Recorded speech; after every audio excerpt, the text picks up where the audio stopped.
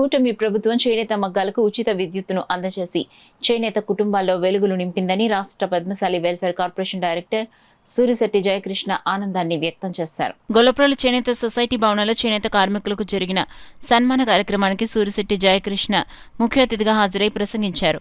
ఈ కార్యక్రమంలో సీరం మాణిక్యం, గుండ్రా సుబ్బారావు, చిట్టా మధు, కడారి తమ్మయ్య నాయుడు, మామిడాల సూరిబాబు తదితరులు పాల్గొన్నారు.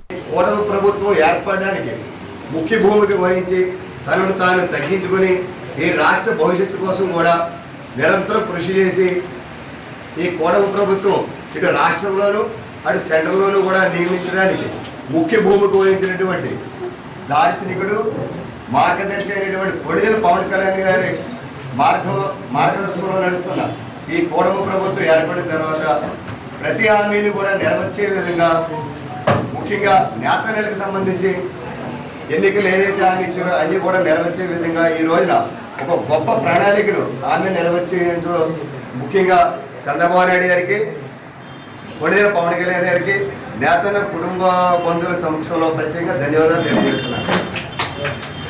ఎందుకంటే ఒక చీర వేయాలంటే కుటుంబం మొత్తం కూడా ఇంటిల్పాది వెచ్చించాలి. దానికి తగినంత ఆర్థిక స్తోమత కూడా ఇప్పుడున్న పరిస్థితుల్లో లేదు. దానికి అనుగుణంగా ఎంతోమంది చేనేత కార్మికులు కూడా కుల వృత్తులు వదిలి వివిధ ప్రాంతాలు కూడా వలసలు వెళ్ళడం, వివిధ వృత్తుల్లో కూడా స్థిరపడడం జరుగుతుంది. మా కుటుంబం కూడా చేనేత వేసింది. మా తాతయ్య గారు కానీ మా నాన్నగారు కూడా నేత వృత్తి నుంచి వచ్చాం.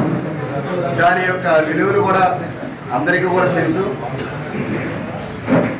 ఈ రోజున ముఖ్యంగా చెప్పుకోవాల్సింది ఏంటంటే ఈ మరమ్మకాలకు సంబంధించి 200 యూనిట్లు, 200 పవర్ సాధారణ మొక్కలకు 200 యూనిట్లు, మరమ్మకాలకు 500 యూనిట్లు ఉచిత విద్యుత్ ఇవ్వడం ఇప్పుడున్న ఆర్థిక పరిస్థితుల్లో కూడా ఏ ఒక్కరికి కూడా ఇది సాధ్యం కాదు.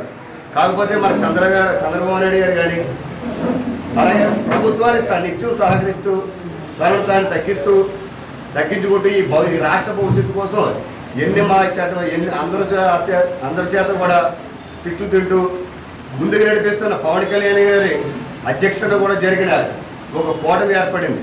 దానిలో ఇటువంటి లబ్ధిని చేకూర్చడం ఎంతో ఆనందదాయకంగా ఉంది.